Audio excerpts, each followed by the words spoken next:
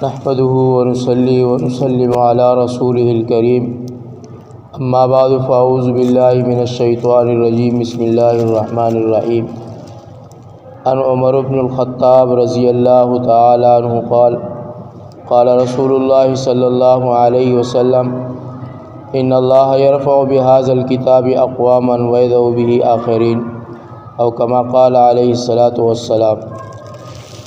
حضرت عمر رضی اللہ تعالیٰ عنہ حضور اقدس صلی اللہ علیہ وسلم کا یہ ارشاد نقل کرتے ہیں کہ اللہ جل شانہ نے اس کتاب یعنی قرآن پاک کی وجہ سے کتنے ہی لوگوں کو بلند مرتبہ کرتا ہے اور کتنے ہی لوگوں کو پست اور ذلیل کرتا ہے۔ حضرت عمر رضی اللہ تعالیٰ عنہ حضور اقدس صلی اللہ علیہ وسلم کا یہ ارشاد نقل کرتے ہیں کہ اللہ جل شانہ اس کتاب یعنی قرآن پاک کی وجہ سے کتنے ہی لوگوں کو بلند مرتبہ کرتا ہے اور کتنے ہی لوگوں کو پست اور ذلیل کرتا ہے، یعنی جو لوگ اس پر ایمان لاتے ہیں، عمل کرتے ہیں، اللہ جل شانہ ان کو دنیا اور آخرت میں رفعت و عزت عطا فرماتے ہیں، اور جو لوگ اس پر عمل نہیں کرتے تو اللہ جل شانہ ان کو ذلیل کرتے ہیں۔ کلام اللہ شریف کی آیات سے یہ مضمون ثابت ہوتا ہے۔ ایک جگہ ارشاد ہے یضل بہ کثیرا ویہدی بہ کثیرا، حق تعالی شانہ اس کی وجہ سے بہت سے لوگوں کو ہدایت فرماتے ہیں اور بہت سے لوگوں کو گمراہ کرتے ہیں۔ دوسری جگہ ارشاد ہے وَنُنَزِّلُ مِنَ الْقُرْآنِ مَا هُوَ شِفَاءٌ وَرَحْمَةٌ لِّلْمُؤْمِنِينَ وَلَا يَزِيدُ الظَّالِمِينَ إِلَّا خَسَارًا۔ حضور اکرم صلی اللہ علیہ وسلم کا ارشاد ہے کہ اس امت کے بہت سے منافق قاری ہوں گے۔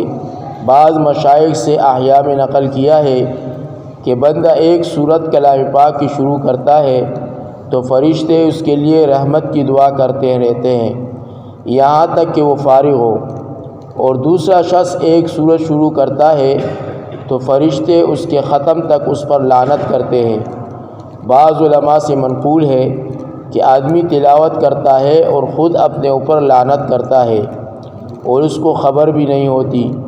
قرآن شریف میں پڑھتا ہے الا لعنت اللہ علی الظالمین، اور خود ظالم ہونے کی وجہ سے اس وعید میں داخل ہوتا ہے۔ اسی طرح وہ پڑھتا ہے لعنت اللہ علی الکاذبین، اور خود جھوٹا ہونے کی وجہ سے اس کا مستحق ہوتا ہے۔ عامر بن واصلہ رضی اللہ تعالیٰ عنہ کہتے ہیں کہ حضرت عمر رضی اللہ تعالیٰ عنہ نے نافع بن عبد الحارث کو مکہ مکرمہ کا حاکم بنا رکھا تھا۔ ان سے ایک دفعہ دریافت فرمایا کہ جنگلات کا ناظم کس کو مقرر کر رکھا ہے؟ انہوں نے عرض کیا کہ ابن افزا رضی اللہ تعالیٰ عنہ کو۔ حضرت عمر رضی اللہ تعالیٰ عنہ نے پوچھا کہ ابن افزا کون شخص ہے؟ انہوں نے عرض کیا کہ ہمارا ایک غلام ہے۔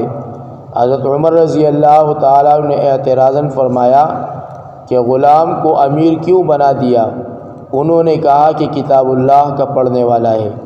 حضرت عمر رضی اللہ تعالیٰ عنہ نے اس حدیث کو نقل کیا ہے کہ نبی کریم صلی اللہ علیہ وسلم کا ارشاد ہے کہ حق تعالی شانہ اس کلام کی بدولت بہت سے لوگوں کو رفع درجات فرماتے ہیں اور بہت سو کو پست اور ذلیل کر دیتے ہیں۔ اللہ تبارک و تعالی ہمیں عمل کی توفیق عطا فرمائے، شب و روز قرآن کریم کی تلاوت کی توفیق عطا فرمائے، اور اللہ تبارک و تعالی کامل یقین کے ساتھ اس کتاب کو پڑھنے کی توفیق عطا فرمائے۔ اللہم صلی علی سیدنا و مولانا محمد، اللہم صلی علی سیدنا و مولانا محمد، اللہم صلی علی سیدنا و مولانا محمد صلاۃ دائمۃ مقبولۃ تؤدی بها حق العظیم۔